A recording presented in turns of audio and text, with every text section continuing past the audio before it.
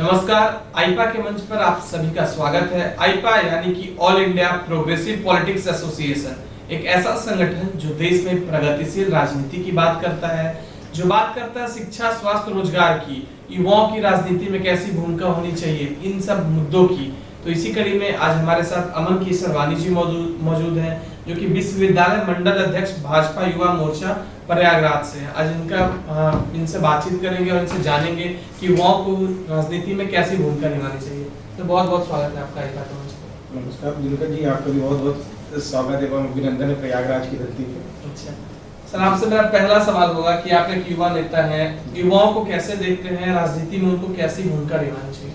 देखिए, युवा जो होता है वो युवा का उल्टा वायु होता है। युवा मतलब अगर आप उल्टा कर ले तो वायु, तो उनको राजनीति में वायु की तरह रहना चाहिए कि कोई रोक नहीं पाएगा उनको। अगर वो अच्छी राजनीति कर रहे हैं वो फैलते चले जाएंगे, अगर वो अच्छी राजनीति कर रहे हैं तो वो फैलते चले जाएंगे। तो वायु की तरह उनको फैलना चाहिए और अच्छे मार्गदर्शक से, अच्छे मार्गदर्शन से उनको प्रेरणा लेनी चाहिए और उनको उन लोग के साथ रहकर राजनीति करना चाहिए। एक पार्टी विशेष राजनीति करना चाहिए।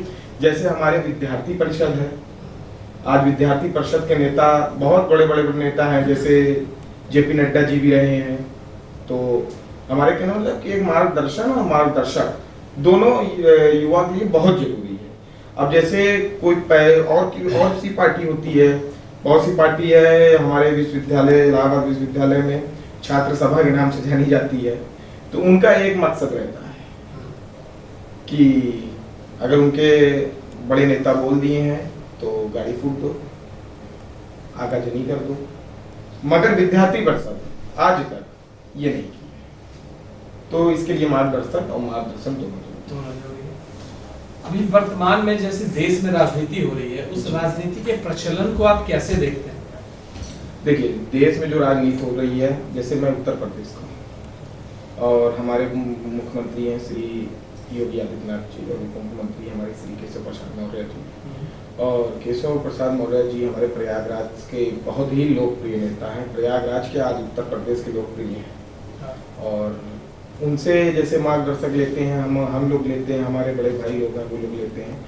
उन्हीं के प्रचलन से हम लोग चल रहे हैं आज, उन्हीं के दिखावे रास्ते से। वो भी जो है एक बहुत ही निचले स्तर से राजनीति स्टार्ट किए थे, आज उप मुख्यमंत्री बन गए। अभी वर्तमान में जैसे चुनाव आ रहे हैं, हर मुद्दे जब भी देखते हैं चुनाव के मुद्दे स्थानीय नहीं रह पाते। हम सोचते हैं स्थानीय मुद्दों पे राजनीति हो, स्थानीय मुद्दे जैसे सड़क, नली गली, शिक्षा, स्वास्थ्य, रोजगार। कई राजनीतिक दल हैं उसको कहीं भावनात्मक मुद्दों पे लेके चले जाते हैं। इसकी वजह क्या है और इसका दोषी कौन? देखिए, जैसे आपने बोला नाली, सड़क और दुनिया भर की बात, तो आपको मैं बता देता हूँ, ये हमारे प्रयाग का नाम पहले ही बहुत, प्रयागराज का नाम शुरू में प्रयाग था। उनको कुछ लोग आए, जाति समीकरण चाहे बोल दीजिए, सांप्रदायिक लोगों को बोल दीजिए, उसका नाम बदलकर इलाहाबाद कर दिया। हमारे पूज्य योगी आदित्यनाथ जी ने इसको फिर प्रयागराज कर दिया। और आज से 2014 के पहले से आप उठा के देख लीजिएगा, सर्च कर लीजिएगा गूगल पे भी, इसका सौंदर्यीकरण देख लीजिएगा, इसका विकास देख लीजिएगा। आज जैसे नाम बदला है, इलाहाबाद का नाम बदला है, प्रयागराज हुआ है, वही तरीके इसका इलाहाबाद का नाम बदलते बदलते उसका काम भी बदला है। आज प्रयागराज हो गया। इलाहाबाद से आज जहाँ भी देख लेंगे आप, खाली विकास की नदी बह रही है हर जगह, चाहे जहाँ आप देख लीजिए। आप अभी निकलेंगे बाहर, देख लीजिए, पहले ऐसी कोई रोड नहीं थी, कोई नाली नहीं थी, कोई सड़कें नहीं थी, कहीं भी कुछ भी हो जाता था, गुंडई और भी बहुत से माफिया। आज माफियाओं के घर में बुलडोजर चल रहे हैं। तो ये सब देखते हुए अभी इसके पहले भी मैंने बताया कि जो है मार्गदर्शक और मार्गदर्शन दोनों जरूरी है। जैसा कि प्रगतिशील समाज में प्रगतिशील मतदाता होना जरूरी है, प्रगतिशील मतदाताओं को अपनी कमियां जानना जरूरी है, तभी वो चुनाव में अच्छे से भागीदारी निभा सकते हैं। तो जब चुनाव देने जाते हैं मतदाता, वो चुनाव में वोट देते हैं, उनके सपने पूरे नहीं होते, वो असंतुष्ट होकर फिर अगले चुनाव का इंतजार करते हैं। तो एक असंतुष्ट मतदाता कभी कभी नोटा भी दबा के चला जाता है। उन मतदाताओं के लिए आपका क्या कहना है? उन मतदाताओं के लिए मेरा यही कहना है कि अगर जैसे आपने कहा कि नोटा दबा के चलाता है, देखिए उनको तो नोटा नहीं दबाना चाहिए।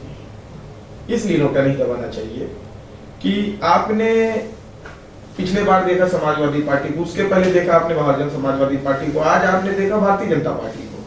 तो भारतीय जनता पार्टी, हम कह रहे नहीं, हम ये नहीं कह रहे कि आप मेरे ही पार्टी को वोट दीजिए, मैं ऐसा नहीं कह रहा, उसका काम देख के दीजिए। अगर आप नोटा दबा देंगे तो फिर आप 5 साल अगर कोई किसी भी सरकार बन जाती है और आपके इच्छुक काम नहीं करती है तो फिर आप पछताएंगे।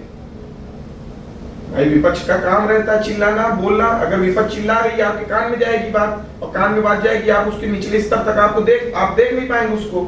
जब आप उसको नहीं देख पाएंगे तो आप फिर चिल्लाएंगे कि यार वही सरकार सही थी, या फिर मैं सोचा था कि मैं इसको दे दूं तो वो सही होती। तो आपने नोटा दबा के ये गलत किया। जैसा कि आप बात बता रहे हैं, प्रगतिशील समाज में अगर आपको एक अहम जिम्मेदारी, एक अहम पद दी जाती है तो आपके लिए किन किन मुद्दों की राजनीतिक प्राथमिकता हो? देखिए, हमारी, अगर हमको पहली बार आपके मुंह में घी शक्कर, अगर मुझे मिलता है सर, कभी भी मौका मिलता है तो मैं खाली शिक्षा, विकास और विकास, शिक्षा अहम है, विकास और विकास, बस। मतलब आप मानते हैं विकास में सभी आ जाता है, चाहे वो स्कूल हो, चाहे वो अस्पताल हो, चाहे वो नाली हो, रोड हो, सड़क हो, कुछ भी हो, विकास में। सर, जितने भी लोकतांत्रिक दल है सभी अपने आप को मतलब बताते हैं, जितने भी राजनीतिक दल है, कि हम लोकतांत्रिक तरीके से हर चीज का पालन करते हैं। क्या आपको लगता है कि अभी भी लोकतंत्र भारत में और सभी राजनीतिक पार्टियों में अभी भी जीवित है? सभी का तो नहीं पता, मैं भारतीय जनता पार्टी को बता सकता हूँ। भारतीय जनता पार्टी एक ऐसी पार्टी है जो अनुशासित पार्टी है। उसका कार्यकर्ता देख लीजिए आप, कोई माफिया नहीं मिलेगा, उसका कोई भी कार्यकर्ता रहेगा माफिया नहीं मिलेगा। उसके कार्यकर्ता के ऊपर अगर मुकदमा होगा तो वो जांच का विषय होने के बाद ही उसको पार्टी में रखा जाएगा, जांच करवाने के बाद। और भी कई पार्टी हैं जिसमें जो है वो रखना ही चाहती है ऐसे लोगों को, बाहुबली टाइप की, कि उनके सामने दूसरा प्रतिभाग ना कर पाए, उनके सामने कोई अच्छा आदमी खड़ा ना हो पाए। अगर खड़ा हो जाए तो उसको गोली से मरवा दिया जाए, जान से मरवा दिया जाए। कुछ दिन पहले एक दल के नेता थे हमारे शहर पश्चिमी में ही, उनको मतलब कुछ दिन पहले क्या, कुछ साल पहले वो अपना विधायक सांसद बनते चले आए थे। अब जब वो हारे तो उनको अंदर से घबराहट हुई, विधायक की हत्या करवा दी। वर्तमान विधायक की, जो विधायक है ना, उसकी हत्या करवा दी। तो बस अब भारतीय जनता पार्टी में तो ऐसा मुमकिन था ही नहीं।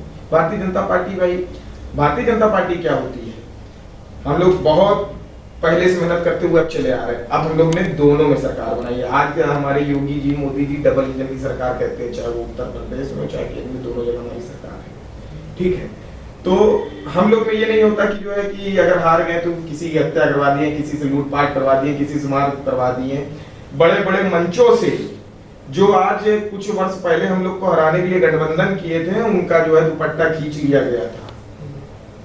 यही जो गठबंधन किए थे एक दूसरे में छीना झपटी हो गया था और होटल कांड कर दिया गया था, बहुत तमाम बातें ऐसी। तो हम लोग में वो नहीं। अच्छा, मतलब कहीं ना कहीं भी लोकतांत्रिक तरीके का पालन होता है। बिल्कुल, वो भारतीय जनता पार्टी में होता है, वो भारतीय जनता पार्टी में होता है। अगर भारतीय जनता पार्टी में अनुशंसाहीन हुई तो उसको तत्काल प्रभाव से निकाल बाहर फेंका जाता है। कुलदीप सिंह सेंगर, ये हम लोग के आप जो है भारतीय जनता पार्टी के विधायक है कुलदीप सिंह सेंगर, उनको बलात्कार में पाया गया, जांच का विषय था, कोर्ट ने उनको जो है दोषी करार दिया, तुरंत भारतीय जनता पार्टी से उनको निकाल बाहर कर दिया। अब आपके हिसाब से एक प्रगतिशील समाज में किन किन मुद्दों की आवश्यकता होती है? एक समाज में किन मुद्दों की आवश्यकता हो कि देश आगे बढ़े? क्योंकि मुद्दे बहुत है देश में, हर चुनाव में एक ही मुद्दा आता है, शिक्षा, स्वास्थ्य, रोजगार। लेकिन अभी भी शिक्षा, स्वास्थ्य, रोजगार थोड़ी बहुत कहीं ना कहीं इस पे राजनीति होती रहती है। देखिए, शिक्षा, स्वास्थ्य और रोजगार, आप अगर बिना पढ़ाई करे, बिना मजबूती के आप एक छोटा सा इंटरव्यू भी देने जाएंगे तो आप फेल हो जाएंगे। और आप नहीं पढ़े हैं, आप सोच रहे हैं जुगाड़ से हो जाएगा। पहले की सरकार में क्या होता था, एक जाति विशेष के लोग एकदम हर जगह तैनात थे, हर थाने, हर चौकी। यही लोक सेवा आयोग की बात कर रहा हूँ मैं, सिविल लाइन्स में था।